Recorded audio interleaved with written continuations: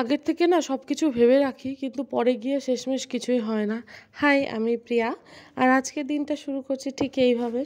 তো সকালবেলা অনেক কিছু ভেবেছিলাম যে একদম সকালবেলা আমি কিভাবে ছেলে এবং ছেলের বাবাকে রেডি করিয়ে ছেড়ে দিই। মানে ছাড়ি বলতে, ওরা যখন ছেলে যখন স্কুলে যায় ওকে কিভাবে গুছিয়ে দিই, আর ছেলের বাবা ডিউটিতে যায় ওকে কিভাবে গুছিয়ে দিই।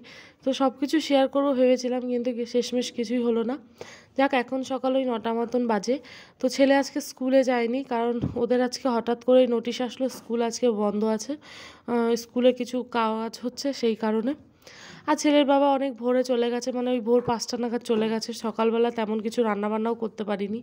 এখন কলে জল এসে গেছে, আর 9টায় জল আসে সবাই জানো। তো ভাবলাম ছেলে মেয়ে যখন ঘুম থেকে উঠেই গেছে, আগে স্নানটা করে নিই, করে মানে জামা কাপড় কেচে একবারে স্নান করে ছাদে মেলে দিয়ে আসি। আর আজকের আবহাওয়াটা খুব একটা ভালো না, মানে রোদ এখনও পর্যন্ত ওঠেনি। জানি না বেলার দিকে হয়তো উঠলেও উঠতে পারবে। তো এই যে জামা কাপড় মেলছি, আর আজকে একটু জামা কাপড়ের পরিমাণটা বেশি হয়ে গেছে। মাঝে মধ্যে হয় কি, জামা কাপড়ের পরিমাণটা অনেকটাই বেশি হয়ে যায়, তখন একটু কষ্ট হয় যদি রোদ না ওঠে।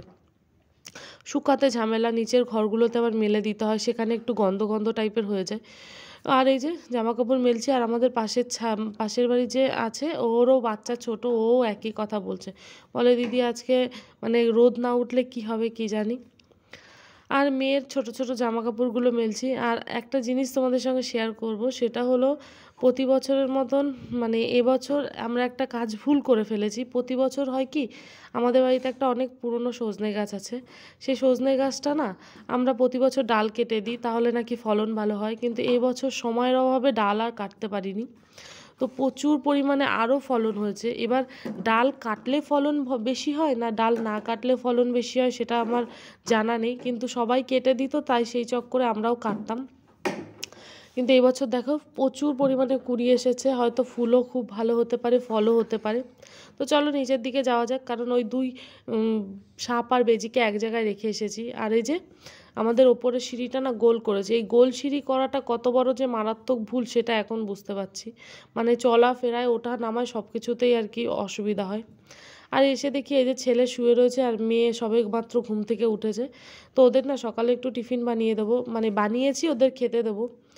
সেটা হলো গিয়ে, ছেলে যদি বাড়িতে থাকে ওর নানান রকমের আবদার হয়, এটা খাবো ওটা খাবো সেটা খাবো। আর স্কুলে চলে গেলে তো সেই আবদারটাও করতে পারে না। এক আধ দিন বাড়িতে থাকে, আবদার তো মেটানোই যায় বলো। তো ওদের দুজনকে চাউমিন করে দিয়েছি। আর সকালে তো সয়া চিলি করেছিলাম, কিন্তু সয়া চিলি ওরা খাবে না বলছে, আর টিভি দেখছে। বাড়িতে ডাইনিং টেবিল থাকতেও ওরা সবসময় এইভাবেই খাবে। দেখো অবস্থা, এটা আমার খুব বাজে লাগে, মানে এইভাবে বসে খাওয়াটা। সুন্দর করে টেবিলে বসে খাবে, ভালো লাগে দেখতে। তো আমি একটু সয়া চিলি আর চাউমিন নিয়ে দিয়েছি।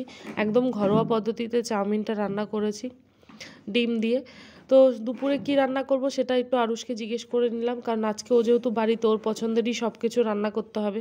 আর ও তো সবসময় বাড়িতে থাকে না, ও সোম থেকে শুক্রবার পর্যন্ত স্কুল থাকে, আবার শনি রবিবার ওর নানান টিউশন থাকে। সেই কারণে ওর পছন্দের খাবারগুলো একটু খুব কমই খেতে পারে। আর রান্না করেছিলাম ডিম, যেটা আমার ছেলের খুব পছন্দের খাবার। কিন্তু এই যে মেয়ের জন্য খাবার বেড়েছি, আমার মেয়ে কি আর একা খাবে? আমার মেয়ে হলো গিয়ে, দাদা যদি বাড়িতে থাকে তাহলে ওর পেটে একা ভাত আর কি ঢোকে না, ওকেও দাদার সঙ্গে বসিয়ে খাওয়াতে হয়। আর এই যে ঘরের অবস্থা দেখো, লন্ডভন্ড করে রেখেছে। আর চললেন ম্যাডাম দাদাকে ডাকতে, কারণ আমি বললাম তুমি খেয়ে নাও তারপরে দাদাকে ডাকি, ওকে তারপরে খাইয়ে দেবো। না, আগে দাদাকে তুমি ডাকো। তো গেটটা তো একা খোলা ওর পক্ষে সম্ভব না, তো যাচ্ছে এই যে ম্যাডাম, ওই দেখো চলে গেছে। তো এখন দুজন ওকে ডেকে নিয়ে আসবে। একসঙ্গে যখন থাকে একদম পুরো সাপ আর বেজির মতন মানে ঝগড়া করে, আবার যখন একটুখানি চোখের আড়াল হয় তখন কান্নাকাটি শুরু করে দেয়। তো নেক্সট ইয়ার মেয়ে যখন স্কুলে যাবে, জানি না মেয়ে কী করবে, কারণ ছেলের তখন ডে হয়ে যাবে আর মেয়ের হয়ে যাবে মর্নিং। তো একজন যাবেন ফিরে আসবে, আরেকজন যাবে আর কি। আর ইনি হলেন আমাদের পাশের বাড়িতেই থাকে ওইদিকে। তো উনি এই যে এসে এখানে রোদ হালকা হালকা রোদ বেরিয়েছে, তো রোদে বসে আছে। তো ছেলে মেয়েকে না স্নানও করিয়ে দিয়েছি সকালে ব্রেকফাস্টের পর, কারণ আজকে যেহেতু রোদ ওঠেনি, গরম জল করে স্নান করিয়ে দিয়েছি। এখন হলো ওই যে বিকেলবেলা সকালে যে জামা কাপড়গুলো মেলেছিলাম সেগুলো সব তুলে নিয়ে এসেছি। আর দেখো এক পাহাড়, বললাম না আজকে প্রচুর জামা কাপড় কেচেছি, এর জন্য অনেকগুলো হয়ে গেছে। আর এই যে আমি হাই রোজকারের মতন আর ঠান্ডাটা না ভীষণ আমাদের, আমি তো এই পাড়ার সবের শেষের বাড়ি আমার, পাশেই ফাঁকা মাঠ প্লাস পুকুর, প্রচুর পরিমাণে ঠান্ডা। আর বাড়িতেও না সবসময় সোয়েটার পরে থাকতে হয়, হাওয়া দেয় খুব, সেই কারণে। আর এগুলো গুছিয়ে নিই সুন্দর করে। আর সন্ধে হলেই না আমার শুধু মানে ঘুম পায়, কেন কি জানি, কদিন ধরে এই দেখছি। তো রাতের ডিনারে চলে আসলাম। রাতের ডিনারে আজকে সিম্পল খাবার করেছিলাম, কারণ সকাল থেকে ডিম খাওয়া হয়েছে, সয়া চিলি, নানান রকম খাবার করেছি। তো আজকে একদম সিম্পল খাবার, বেগুন পোড়া। আর শীতকাল মানেই তো বেগুন পোড়া একটু মাস্ট লাগেই। মানে কিছু কিছু খাবার আছে যেটা হলো গিয়ে সিজনে খেলেই সব থেকে বেশি ভালো লাগে, যেমন পিঠে। পিঠে গরমকালে তুমি হাজারও বানাও, কিন্তু শীতকালের পিঠের আমেজটাই আলাদা। সেই রকম বেগুন পোড়া গরমকালে হাজারও বানালেও শীতকালে কিন্তু খেতে বেশ অন্যরকম স্বাদ লাগে। সঙ্গে রুটি করেছিলাম, তাড়াহুড়োর চক্করে আমার রুটিটা কাঁচাই রয়ে গেছে। মানে এখন শরীরটা ভালো লাগছিল না, ঘুম ঘুম পাচ্ছিল, প্লাস ছেলে মেয়ে দুজনেই খুব মারপিট করছিল। সেই কারণে ওই তাড়াহুড়ো করে রুটি করতে গিয়ে দেখো আমার রুটিটা কাঁচা রয়ে গেছে। আর ওদেরকেও খেতে দিয়ে দেবো, কারণ এখন রাত্রির প্রায় 7টা 7:30 বেজে গেছে। আর ইদানিং আমরা খুব তাড়াতাড়ি ডিনার করছি, কারণ নাহলে ওই হজমের একটু সমস্যা হচ্ছে, তার জন্য তাড়াতাড়ি ডিনার করে নিচ্ছি। ওই 7:30 মতন বাজে, ছেলে মেয়ে দুজনকে খেতে দিয়েছি। আর ওদের যতই তুমি ভালো জায়গায় খেতে দাও না কেন, সেই গিয়ে ওইখানেই বসবে। আর দেখো এখানে খাওয়াটা না আমার ঠিক দেখতে ভালো লাগে না।